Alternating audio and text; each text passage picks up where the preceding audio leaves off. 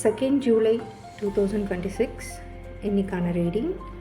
இன்றைக்கி யூனிவர்ஸோட கைடன்ஸ் என்ன சொல்கிறாங்கன்னா, உங்கள்கிட்ட எல்லா நாலேஜும் இருக்குது. அந்த நாலேஜை நீங்கள் கரெக்டாக யூஸ் பண்ணுங்கள். யூனிவர்ஸை நம்பி தைரியமாக ஒரு அடி எடுத்து வைங்க. உங்களோட போராட்டம் எல்லாமே ஒரு முடிவுக்கு வரும்.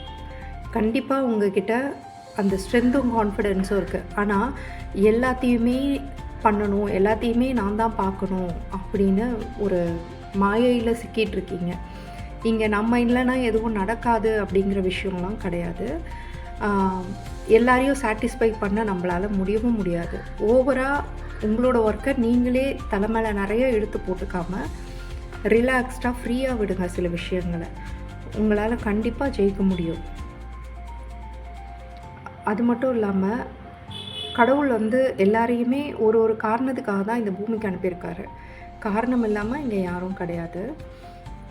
நம்மளுக்குன்னு சில கடமைகள், சில பொறுப்புகள் இருக்கலாம். அதுக்குன்னு சொல்லிட்டு அதை அப்படியே ஓவர் பேர்டனாக நம்ம எடுத்துக்கணும்னு அவசியம் இல்லை.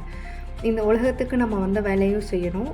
நம்ம ஃபேமிலிக்கு, நம்ம ரிலேட்டிவ்ஸ்க்கு, நம்ம அவங்களுக்கு செய்ய வேண்டியதையும் நம்ம செய்யணும் தான். ஆனால் அதே சமயம் ஒரு ரிலேஷன்ஷிப்பில் ஓவராக சிக்கிட்டு அதையே நம்ம ஒரு பெரிய பேர்டனாக எடுத்துகிட்டு போக வேண்டிய அவசியம் இல்லை.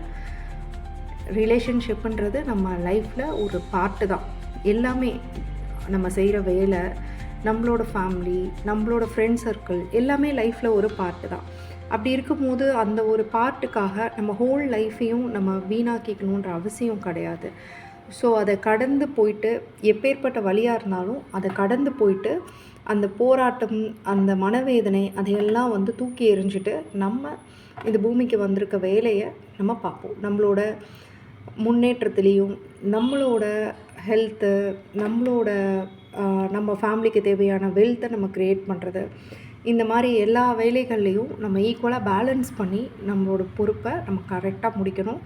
அதே சமயம் நம்மளோட ஆன்ம முன்னேற்றம்ங்கிறது ரொம்ப முக்கியம். அதையும் நம்ம பேலன்ஸ் பண்ணணும். Okay, thank you.